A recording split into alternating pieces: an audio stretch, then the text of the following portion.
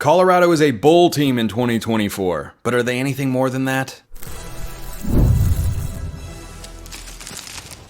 You are Locked On College Football, your daily podcast on all things college football. Part of the Locked On Podcast Network, your team every day. Welcome, everybody, to another episode of Locked On College Football. I'm your host, Spencer McLaughlin. Thank you so much for making this your first listen or your first view of the day. Part of the Locked On Podcast Network, your team every day and your daily source to stay up to date with the biggest stories in the greatest sport on planet Earth. Realignment, coaching carousel, the portal, and more, getting you ready for the season. Always got you covered. This episode brought to you by our friends at FanDuel. Make every moment more. As the playoffs wind down, the sport stops sporting like we want them to, but this summer, FanDuel's hooking up all customers with a boost or a bonus daily. That's right, there's something for everyone every day, all summer long. Visit FanDuel.com to get started. We'll get to Kansas's record today. Arizona State will not be the last team in the Big 12 when the standings come down in 2024. But that's Kevin Borba, Locked On Buffs, to talk Colorado here and predict Deion's record in year two. Kevin, I try to look at these things as straight up down the line as I can. Colorado improved in Deion's first year from the year before he got there. They have made good offseason moves to dramatically improve the trenches on both sides of the ball. I like the D-line more than the offensive line, just a little bit. I think Colorado is a bowl team this year. We're going to pick all 12 games, but do you think they are anything more than a bowl team? I think a bowl team is like the floor for them, realistically. I think if they're anything less than a bowl team, it's like a major disaster in Boulder. I talked about it on one of my shows. I was like, Colorado doesn't make a bowl game. I don't even know what to say about the season because that means something catastrophic happened. Now, what does that mean? What are they? I think they could be a dark horse sort of late push contender, which in the Big 12 kind of just means you're hanging around till late October. And I think they could be a team that hangs around in late October in the standings because realistically, I think the Big 12 standings, you're probably going to have like 5 or 6 teams that are somehow mathematically in the mix with like 3 or 4 weeks to go. Yeah, I think the Big 12 title race is going to be the most compelling in all of college football because there's the greatest number of teams that can go after and win it. I don't think Colorado is one of those teams, and they've got several of them on their schedule. When you look at the new Big 12 teams, the former Pac-12 schools that are coming into the league this year, Colorado got the short end of the stick with the scheduling here. They're going through by Big 12 standards a gauntlet. So let's go game by game here, Kevin. I believe they're going to beat North Dakota State. I would pick them to cover that 8.5 number provided by our friends over at FanDuel. I think you get a lot of casual college football analysts or people just talking about it saying, oh, you got to watch out for North Dakota State. I don't think there's a problem there. Week 2 at Nebraska, I think that game flips from a year ago. I think Dylan Raiola is a difference maker. Nebraska is a good team, and I think they go to Lincoln and lose. I think that's the most important game on their schedule.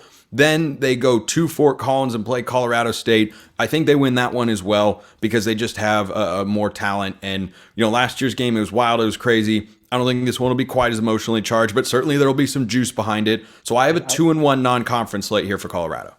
Yeah, I'm going to go 3-0 non-conference slate for Colorado. Realistically, you look at North Dakota State, new head coach. I still think the pedigree of the program is going to be there. Very high. I think Colorado has a better roster. I think this is just a wake-up game. I labeled it as a trap game, even though they haven't played anyone yet. It's a trap game because it's a scary week 1 game, but that's every reason for Colorado to be on their P's and Q's week 1. Nebraska, I think Shedeur Sanders outduels Dylan Raiola. Dylan Raiola's taste of college football before this is going to be UTEP. And no shot at UTEP. Great program down there in El Paso. I really hope all the best for them. I don't think UTEP is going to prepare him well enough for a team like Colorado who has a corner like Travis Hunter who wants to bait him into dangerous throws. I think Travis Hunter is a difference maker there, and I think Shedeur Sanders outduels him. I don't know if he's enough just yet. If this game was later in the season, maybe. And then Colorado State, I hate the spread. I like the spread if you're a gambling man. I think Colorado's only favored by like 8.5 according to ESPN, and so it's on the road. Right, but I think they blow them out by 20. There's no reason for this game to be that close. So 3-0 to start the year for me. On the Nebraska thing, I'll just make one counterpoint because I think you bring up a good one about Raiola. It'll only be his second game. If he were having to go to Boulder, I'd be more concerned. But I think Nebraska was actually a pretty good team last year. They just had literally no quarterback play. He doesn't have to be what his full potential is for them to be good. He just has to be mildly competent, and I think he can be. So Then Big 12 play begins. I have Baylor down as a win. That's at home. No problem there. I presume we agree, yes? Right. You got to win at homecoming.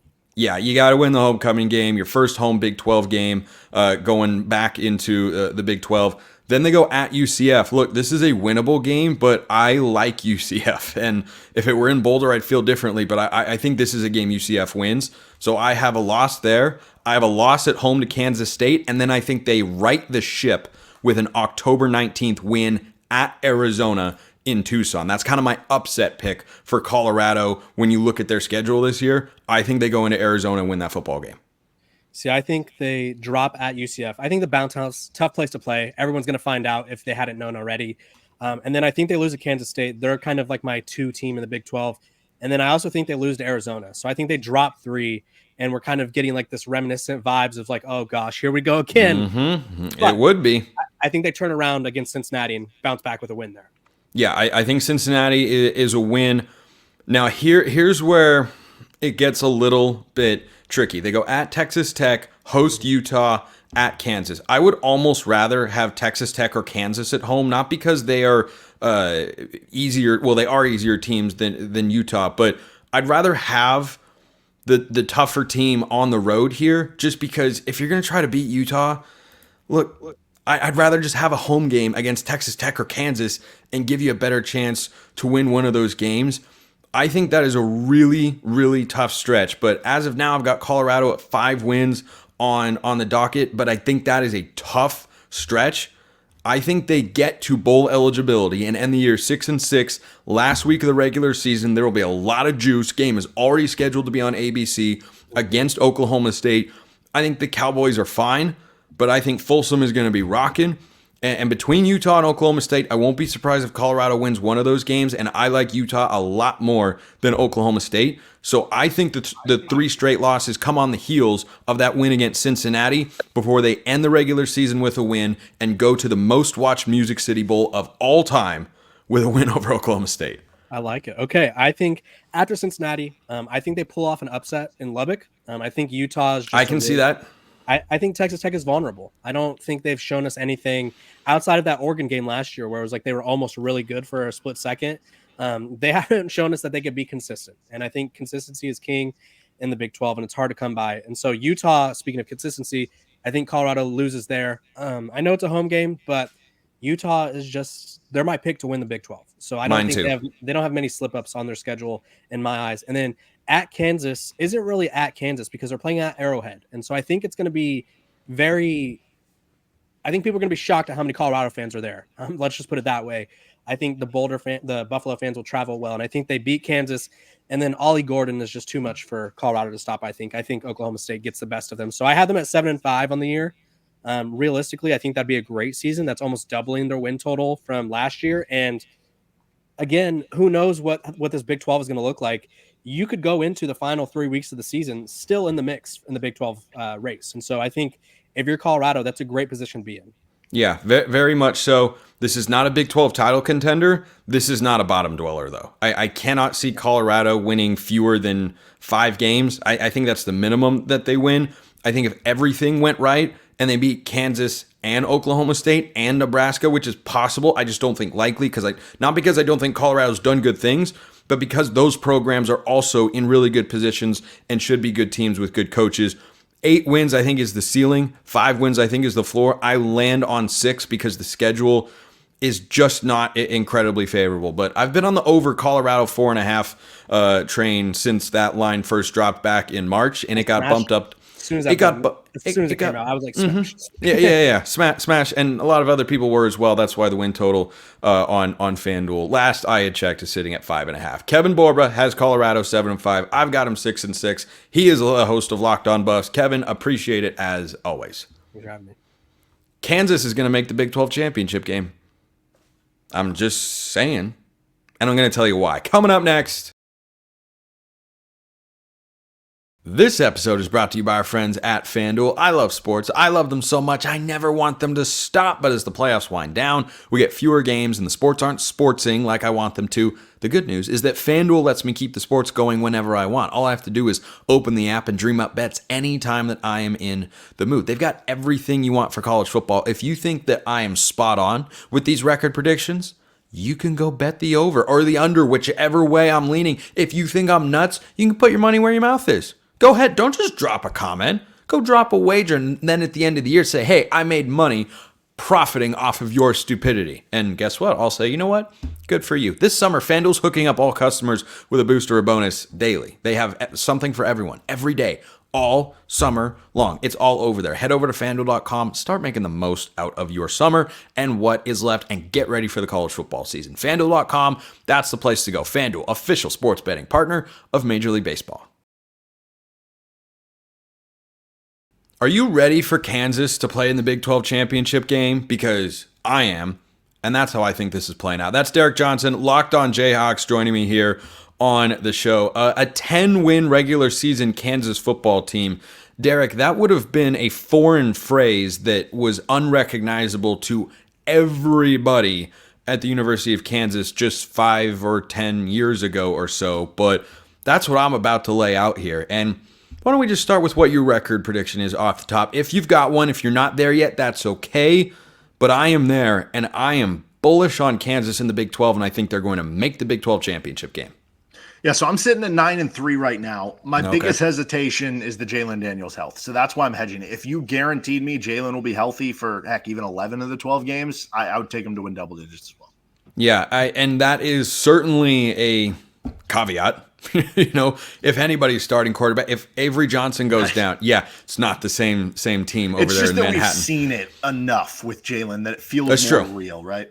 Oh, yeah, I think that's valid. But if Jalon Sanders goes down for Colorado, that probably isn't a bowl team who we were talking about earlier on today's show. But their non-conference slate is not impossible, but like sneaky.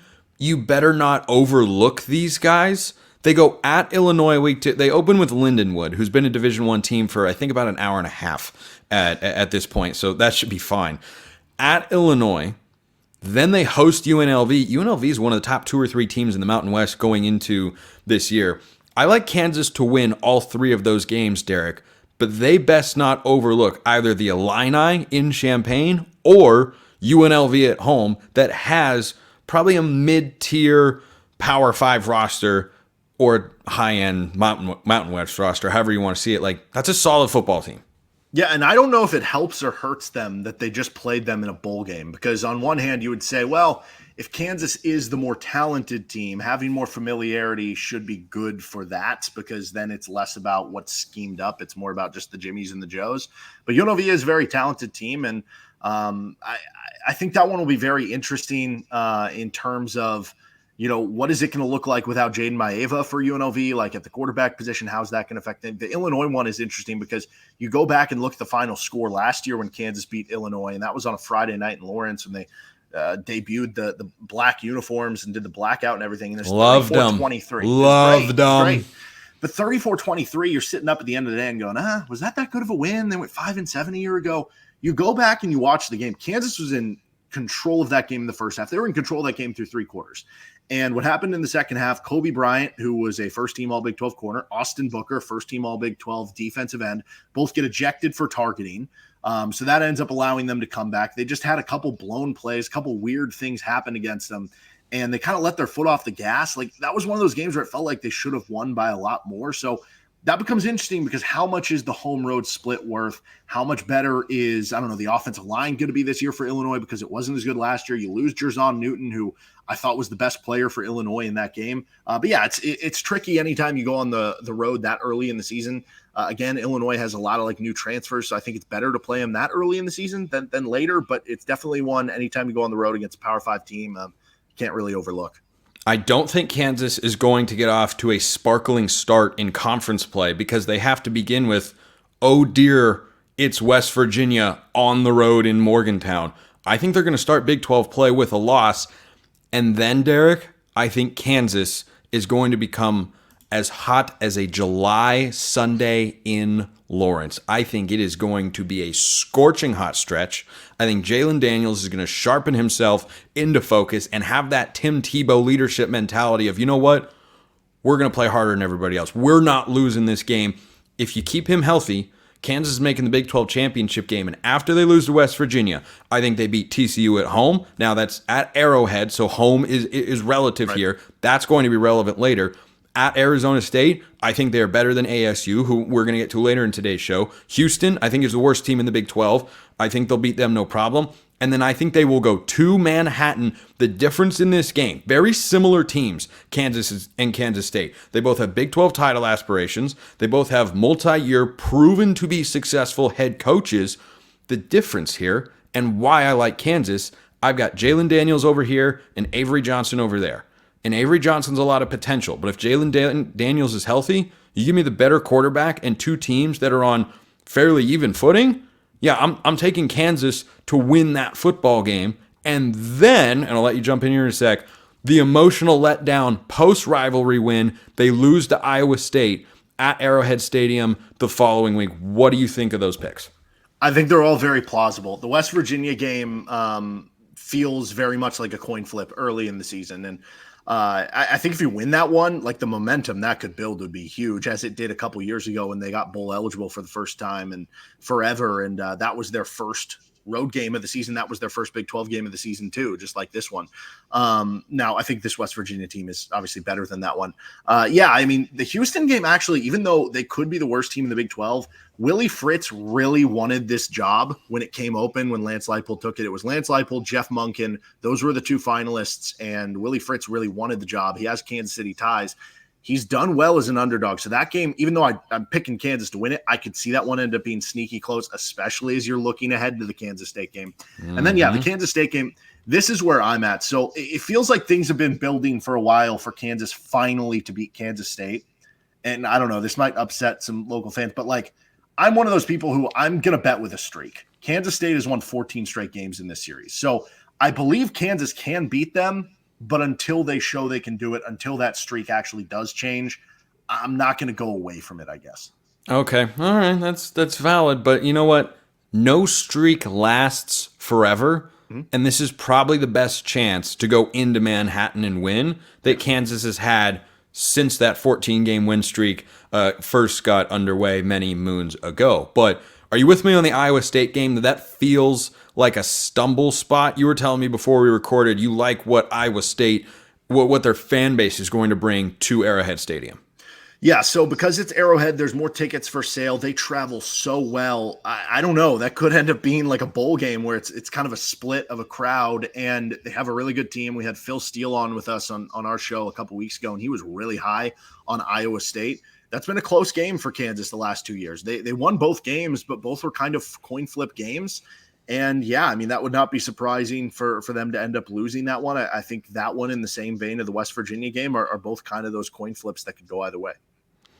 The last 3 games of the season, you've got 2 on the road against a couple of pretty manageable opponents. You know, Baylor could be a bowl team, maybe. That's the regular season finale. At BYU, tough place to go, beautiful place to play a football game. By the way, at Lavelle Edwards Stadium in Provo. I've been there before in the booth. It is a gorgeous, gorgeous place to play a football game. Colorado sandwiched in between them.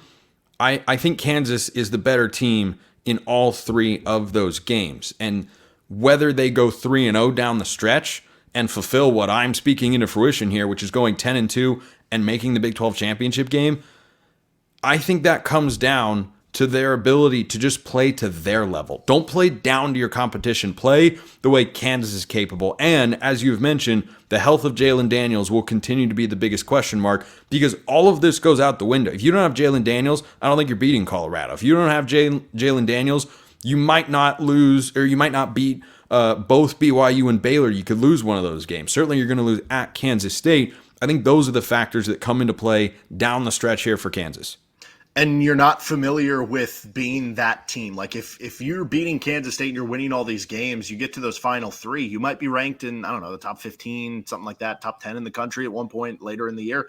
How do you handle the expectations? That's something, they've had good success here. They've had decent success over these past few years. They've been ranked, but like that's a whole nother level of it. And we saw last year Kansas go on the road in altitude against a bad Nevada team, and they barely won that game. So going on the road late at night, time change, in altitude at BYU, that becomes a bit of a trap game, especially against a team who will typically kind of smash you in the mouth with the way that they play hard-nosed football. And then that last game with Baylor is weird because I feel like one of the Texas schools, like Baylor, TCU, somebody, I don't know, maybe UCF, like somebody's going to break out who's sitting on one of these like recruiting-rich pipelines in the Big 12. And the Baylor one is weird because there's nothing that the players in 2010 had to do with this team. But you go back, Kansas has not beaten Baylor since 2007, and only 3 of the games in that span were decided by even less than 20 points. So, like, for whatever reason, Baylor has had Kansas number. Now, that was then. That was then, right. Derek. This is now. We did in 2022 see them go down to Waco. It was 35-23. It was 28-23 with like 4 minutes left or something. So maybe this is the one that finally breaks that streak. But, yeah, there's just been bad voodoo against the Bears for whatever reason. Derek Johnson, Locked On Jayhawks, has Kansas at 9-3. I have them 10-2 and playing for a Big 12 championship game where I do think they will lose to Utah, but what a season that could be in Lawrence. Derek, appreciate the time. Yeah, absolutely. Helps only play 3 of the top 9 in the Big 12 preseason poll after playing 6 of the top 7 last year in the final. When you wonder why I made this pick, that would be one of the reasons why the schedule breaks well enough for the Jayhawks. Just keep Jalon Daniels healthy. At the other end of the spectrum is where we're going next here in the Big 12. Arizona State is not going to finish last, but are you going to notice them at all this year in the Big 12? We'll talk about that next. First, this episode is brought to you by Game Time, an authorized ticket marketplace of Major League Baseball. Game Time makes getting tickets faster and easier.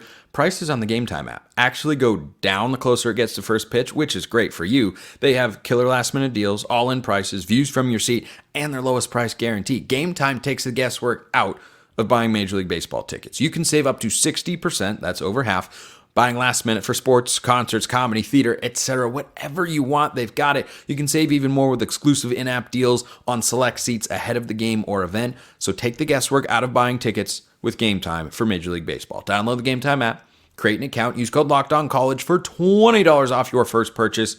Terms apply. Again, create an account, redeem code LOCKEDONCOLLEGE. That's LOCKEDONCollege for $20 off. Download Game Time today. Last minute tickets, lowest price guaranteed. Arizona State is not finishing last in the Big 12 this year.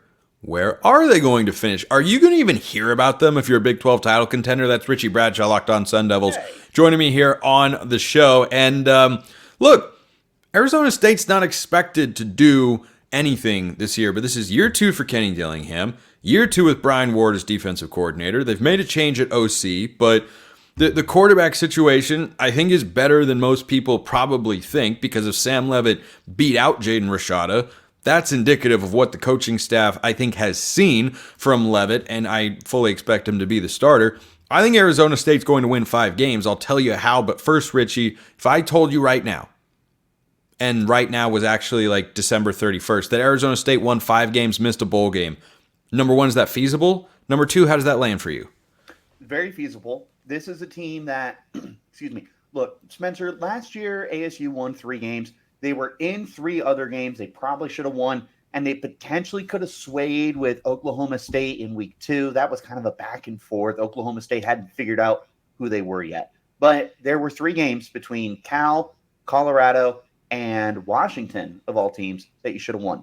The difference between this team this year and last year, what you're hoping is that they have learned how to win and how to close out those big games. Make sure that even if it's like a 1-possession game, that you are able to win this year. So you tell me 5-7, I take that and run, because this is a gauntlet of a schedule, and this is not an easy introduction to the Big 12. This is still a rebuilding program, as much as I want to be optimistic and everything like that. And I can tell you that I would love to see them go 12-0. I think they could go 12-0. Not really, but you take 5-7 for sure. Barely miss a bowl game, absolutely. Yeah, I think that there are a couple notable losses. Jalon Conyers, he's at Texas Tech now. Elijah Badger, he's at Florida now.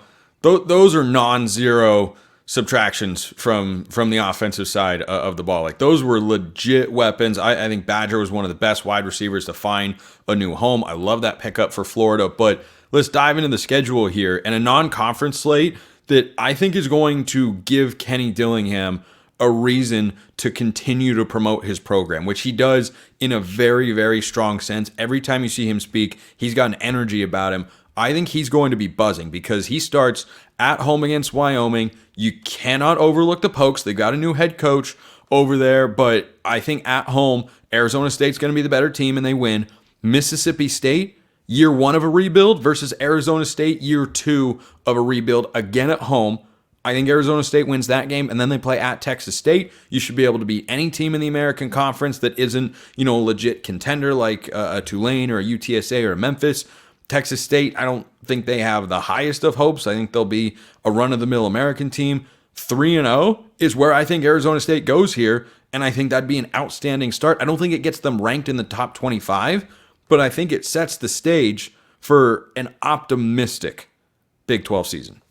And that's exactly what you're looking for, is to build that momentum that you have taken last year's inefficiencies and not so much turned them into strengths, but shown that you are growing as a program. And it's not this out-of-conference schedule that's super duper easy, right? It's not like you have a bunch of FCS opponents or anything. Wyoming is still okay. They're not phenomenal, but they're not an FCS level team. No. Mississippi State, that's an SEC team. You can say that they're one of the lower tier. It's still an SEC team. Texas State, they're not terrible. They're not great. They're right in the middle. Going 3-0 in those out-of-conference games would be huge for building up the confidence of this team as you get ready to head into, like we mentioned, a gauntlet of a Big 12 schedule. Yeah, Utah coming into the Big 12 this year doesn't have the worst schedule. Arizona State, Colorado, not great. Arizona kind of somewhere in between. We'll get to the Wildcats schedule prediction next week, but starting, goodness gracious. At Texas Tech, host Kansas, host Utah. Your response. Texas Tech is going to be tough. You have to go to Lubbock. And I think hard place to play. It's a very hard place to play. And I think that Texas Tech is one of those teams that's not getting enough love. Jalon Conyers, great addition for that team. I know he didn't perform to expectations last year. He's still really good at football. And then I actually, Spencer, in a Big 12 poll, voted Micah Hudson to be the newcomer of the year for the Big 12. Five-star kid, one of the guys that I'm most excited about in the Big 12 this year. Him and Jalon Conyers, if they have their quarterback situation worked out, which I admit I don't know what's going on at quarterback for them, but it'd be pretty hard to not have a productive season with those two guys. Their defense, again, I'm not going to pretend I know a ton about them, but what I do believe is Texas Tech is a very underrated team. Going to Lubbock's going to be tough. I would take Texas Tech in that game. Utah, you get them at home. Historically, that's a good rivalry. Those two are just in a slugfest with each other. This is not a Sun Devils team that is ready to compete with Utah. I can tell you from a really early standpoint, because Arizona State is hopefully on the upward trajectory, you could turn that into a trap game for Utah, but you cross that bridge when you get to it. As of right now, they're not winning that game. Yeah, on the Texas Tech front, do not sleep on the Josh Kelly edition from Washington State. That guy could be wildly productive. Baron Morton at quarterback got starting experience in the second half of last year after Tyler Shuck was down with an injury, and then Morton took over, and it was just kind of his job to have. They've got really high hopes for him. It's one of the highest rated quarterback recruits in Texas Tech history. So I agree. These two schools, Arizona State, Texas Tech, they're not in the same place.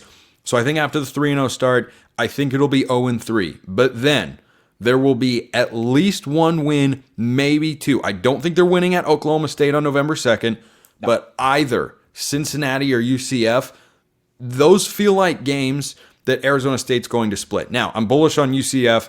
I think they are going to go over that 7.5 win total this year. Another team that I'll definitely get to next week for their record prediction. But UCF is at home.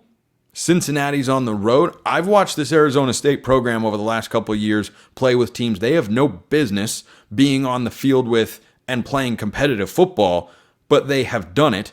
And you have a lot of the same kind of infrastructure in place on the coaching staff and some pieces on the roster as well. I'd watch for Cole Martin in the secondary. I think that is an impact player that they have brought in. But Cincinnati or UCF, I get the sense that with Arizona State, I don't think they're ready to win both, but I do think they win one. So I think this is a win-loss split, and that's how they get their 4th win of the year. Yeah, and I think that either one of those games, Spencer, could be a really important Big 12 win for you. Cincinnati, you're going on the road. It's going to be in mid-October, so it's not going to be freezing, but it's still going to be a very different atmosphere weather-wise than what you're used to. Colorado is really the only other program that gave you that opportunity to kind of play in a colder environment. Again, I'm not saying it's going to be like 10 degrees, but it's a very different environment. If you were able to get a win on the road across the country, that's a really good confidence booster for you. Getting UCF at home. Big KJ Jefferson fan here. Very big KJ Jefferson fan. UCF's going to be very good this year. If you're able to get a win at home against what I think is going to be in that second tier of Big 12 teams, maybe even like a sneaky bet to get into that top tier, not so much like Utah and K-State and Kansas are obviously in their own realm, but they could be a sneaky good team this year. Getting a win over them at home would be really good for, first of all, activating the Valley, getting people to want to come to ASU football games. UCF could be very good by this point in the year, too. It would be, even if you split those, no matter which way you split it, you win, you beat UCF, you lose Cincinnati, or vice versa. I think that does a lot to build the confidence of this team. Last 3 games of the year at Kansas State, I've got that one chalked up as a loss. Last week of the year, I do think they're going to lose the duel in the desert to Arizona. I'm not as high in Arizona as everybody else, but I do think they will lose. And I think they win against BYU at home. I do not love BYU's quarterback situation. I think Brian Ward could have a field day there as the Sun Devils DC. So that's how I land on Arizona State 5-7. That's not a last place team. I don't know that outside of UCF, they've yet got the horses to pull a major upset of a Utah, a Kansas, a Texas Tech, or to beat Arizona the last week of the regular season. But I think 5-7, rock solid year for Kenny Dillingham and company. You take it and run, Spencer, especially because last year, a 3-win team, like I mentioned, they were in a lot of games. Hopefully you can find that consistency again. The good news, some of your bigger games, Kansas and Utah, you have them at home. But you have to go to Stillwater, and you have to go to Tucson, and you have to go to Manhattan for some of your other bigger games. And you have to go to Lubbock. And you have to go to Lubbock. Yeah, yep, that's just tough. That's just tough. Yep. I think if you gave ASU a different Big 12 schedule, they could be a bowl team this year. I don't think they can get there with this one. It doesn't break that way. But in 2025, we shall revisit. Richie Bradshaw, Locked On Sun Devils, joining me here on the show. Richie, appreciate the time as always. Absolutely, Spencer. I appreciate hopping on and talking to one of the best hosts in the Locked On community. Much love, my man. Appreciate you. Appreciate everyone listening. I'll see you next time. And until then, hope you have a wonderful rest of your day.